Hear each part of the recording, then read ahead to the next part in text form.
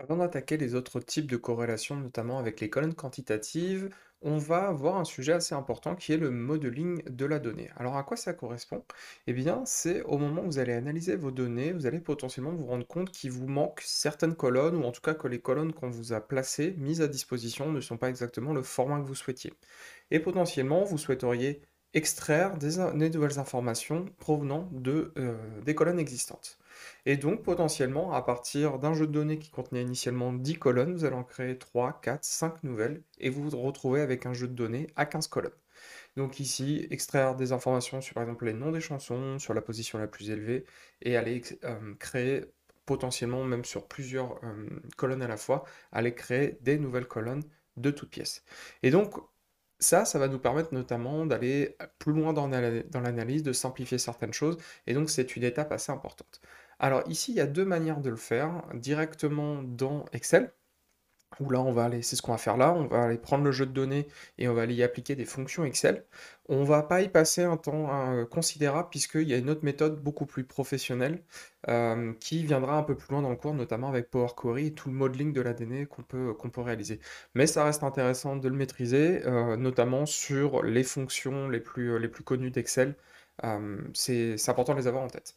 On va attaquer tout de suite ça. Je vous invite à ouvrir le fichier qui se trouve dans Document de cours, étape 8, le data modeling. Et pour ceux qui continuent à travailler sur leur propre fichier, je vous invite juste à prendre cet onglet-là, dont on verra la signification un peu plus loin, mais qui donne une définition de l'ensemble des fonctions qui me semblent moi les plus importantes. Alors vous verrez, il y en a quand même pas mal. Mais voilà, un document que vous pourrez garder dans le temps. J'y reviens un peu plus tard.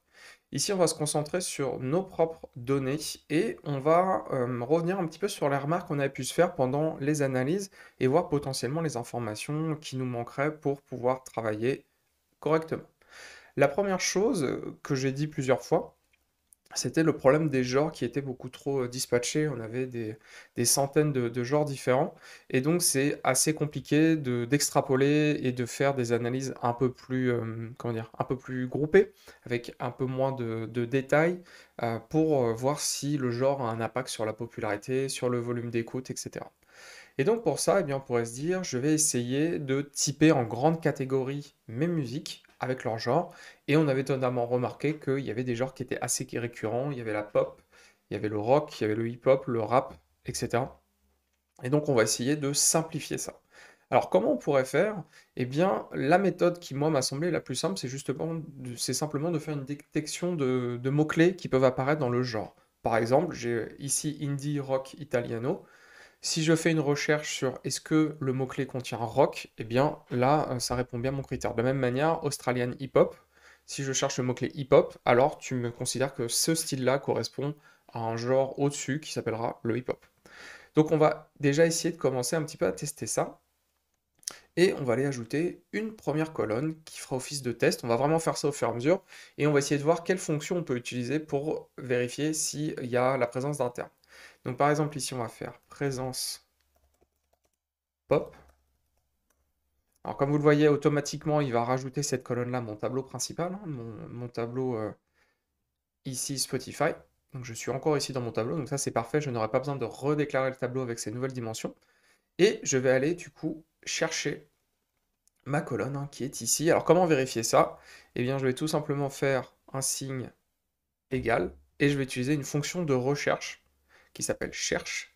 Et qu'est-ce que fait cette fonction? Donc on regarde le libellé, on renvoie le numéro du caractère au niveau duquel retourner un caractère ou en début ou en fin de chaîne en lisant de gauche à droite. Donc en gros, il va chercher un terme et si le terme apparaît, il va donner la position de la première lettre. Alors on va tester ça. Donc on va aller chercher pop. Donc le premier paramètre, c'est pop, et ensuite on va aller chercher la colonne qui nous intéresse, et pour indiquer la colonne qui nous intéresse, on va se dire que, hop, on va aller ouvrir ici, et on va aller chercher le genre principal. Donc vous voyez, de cette manière-là, hop, et ensuite, il nous demande le numéro de départ, donc potentiellement on peut aussi indiquer qu'on ne souhaite pas partir du premier caractère de l'expression, mais partir du cinquième, du sixième. Imaginons que vous ayez un système d'ID au début d'une chaîne de caractères et que vous ne voulez pas que ça soit vérifié, commencez directement par exemple au sixième caractère, vous pouvez le configurer ici. A noter que les paramètres qu'on est en train de placer ici dans cette fonction, ce dernier est optionnel, c'est-à-dire que je ne suis pas obligé de le renseigner et il y aura une valeur par défaut qui va être utilisée.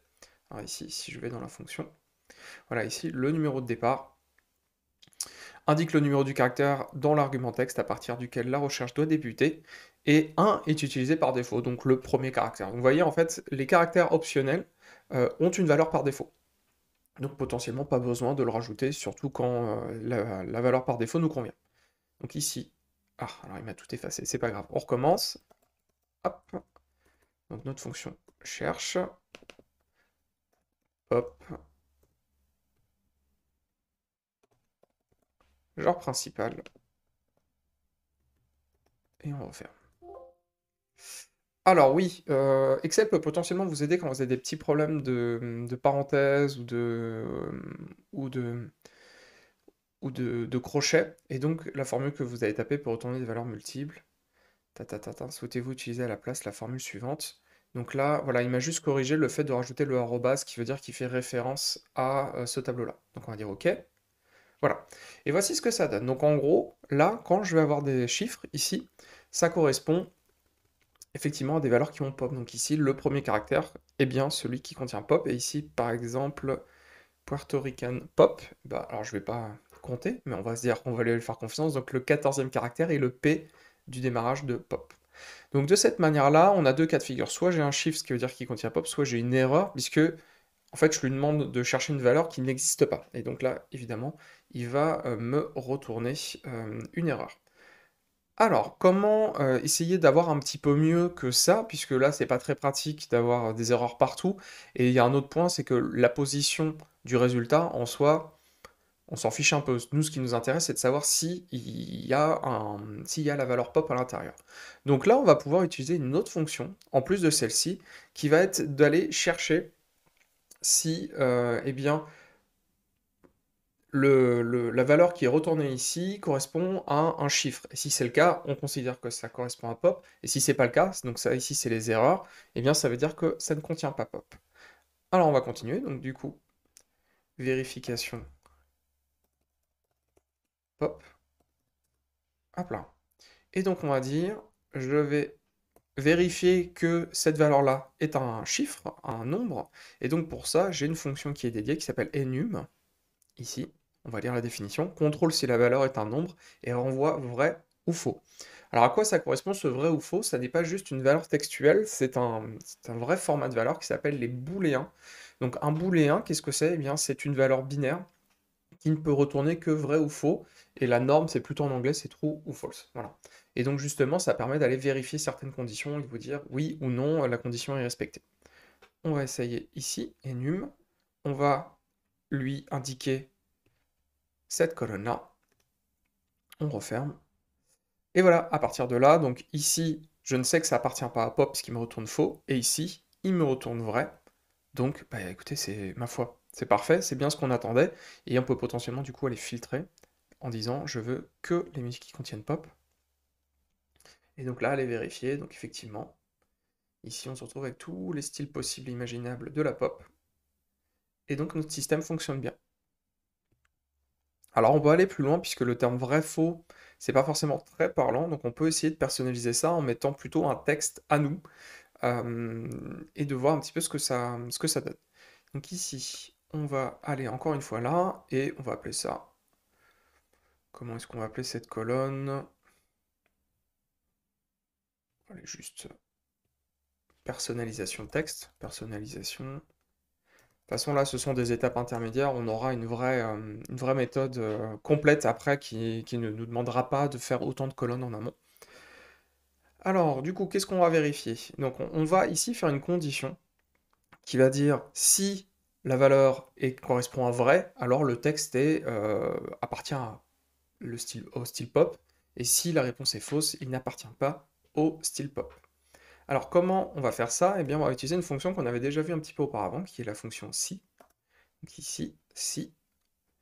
Qu'est-ce qu'on va vérifier? Cette valeur-là, ici. Donc, hop, vérification. Hop là. Donc vous voyez, hein, je l'ai à peine créée, elle apparaît déjà dans le référentiel, donc ça c'est parfait. Hop là. On va potentiellement rajouter tout de suite le arrobase qui me demandait tout à l'heure pour faire la référence à ce tableau. Voilà. Et on va rajouter des crochets, ouvrant et fermant, pour finir notre sélection. Donc là, on est bon. Et donc, qu'est-ce qu'on va faire? Donc, valeur si vrai.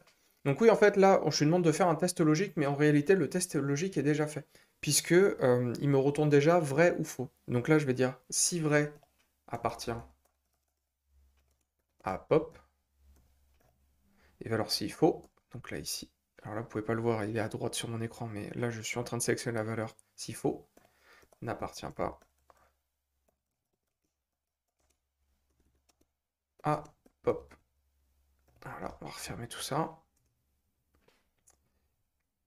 On va aller un petit peu sur la droite, on va éteindre ça, et voilà ce qui apparaît. Donc quand la valeur est fausse, il me dit n'appartient pas à pop, et quand la valeur est vraie, il appartient bien à pop. Donc ça répond à une partie de notre problème qui était de vérifier si on avait bien une valeur qui contenait l'expression qu'on recherchait. Donc ça, c'est la première étape. Malheureusement, là, on n'a testé qu'un seul cas, et il y a eu beaucoup d'étapes intermédiaires. Donc on va devoir essayer de systématiser un petit peu ça. Alors comment faire? Eh bien, on va, vous vous en doutez, recréer une nouvelle fonction, mais qui va aller synthétiser un petit peu tout ce qu'on vient de faire. Donc ça sera ce qu'on appelle, nous, notre genre simplifié. On va aller tout tester d'un coup. Et vous allez voir qu'on va pouvoir faire de l'imbrication de fonctions, puisque là, on a à peu près tous les éléments ici. Il faut juste maintenant les rassembler en un seul endroit et de gérer tous les cas qui nous intéressent. Donc, comment faire pour tester plusieurs valeurs d'affilée, c'est-à-dire si il contient pop, alors ça, s'il contient hip-hop, alors ça, etc. Eh bien, on va pouvoir utiliser une fonction conditionnelle. Donc ici, on va encore utiliser notre fonction si. Donc voilà. Voilà, ici on a toutes nos valeurs. Il y a notamment celle-ci, si condition, qui va justement nous permettre de ne pas tester qu'une seule condition, mais plusieurs. Dire, je teste d'abord pop, puis je teste hip-hop, puis je teste rap, puis je teste rock, et ainsi de suite. Donc pour faire ça, bien ici, je vais faire des conditions. Je vais faire mon test logique, et souvenez-vous, qu'est-ce que c'est mon test logique? C'est est numérique. Donc ici, je vais aller la chercher. Qu'est-ce qui est numérique? Le fait de rechercher. Je vais aller sur la droite, ça sera plus simple à lire pour vous. Voilà. Qui est de rechercher une valeur en particulier. Donc le texte recherché, donc on va recommencer avec pop pour l'instant. Donc pop. On le cherche où? Toujours dans la même colonne, hein. Là, il n'y a rien de nouveau. Donc là, le genre. Voilà. Le numéro de départ, on n'en a pas besoin. Là, on est bon, et là, vous voyez, je suis en train de remonter dans les conditions, et maintenant que j'ai fait ma condition, donc ce qui va se passer, c'est qu'il va me retourner vrai ou faux, et si c'est vrai, du coup, eh bien, je vais retourner que la valeur, le nouveau genre, c'est pop, tout simplement. Ok?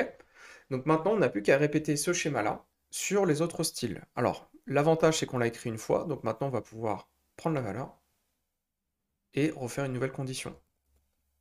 Donc ici, on va la coller sur la droite. Donc ici, vous voyez, là, visuellement, il m'indique le test logique numéro 2. On colle ici. Et on va maintenant tester hip-hop.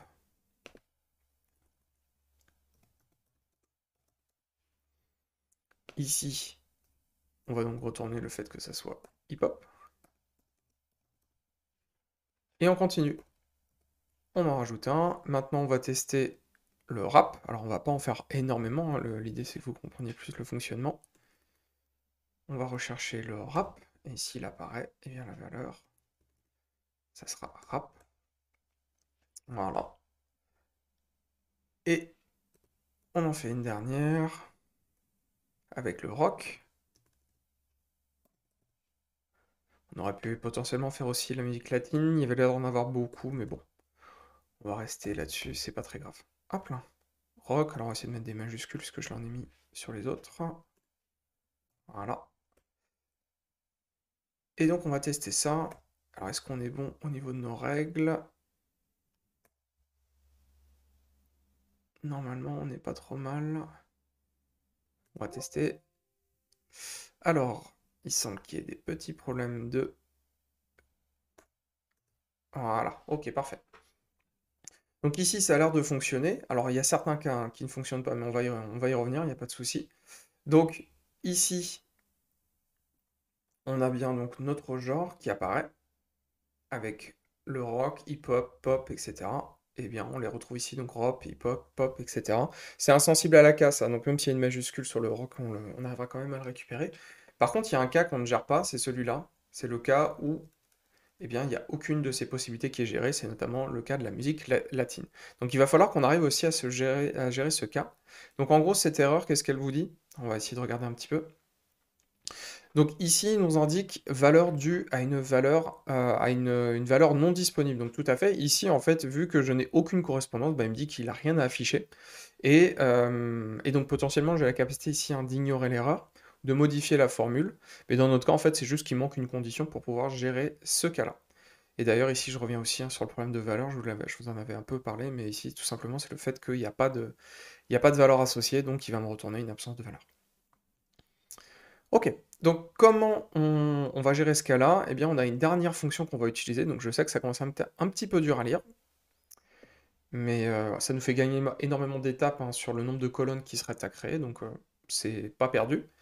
Et on va tout simplement indiquer est-ce que la valeur que je suis en train de tester est une erreur? Et si c'est une erreur, alors ça sera autre genre ou divers, on mettra une valeur par défaut. Donc ici, je vais mettre si erreur, donc qui est encore une nouvelle condition conditionnelle,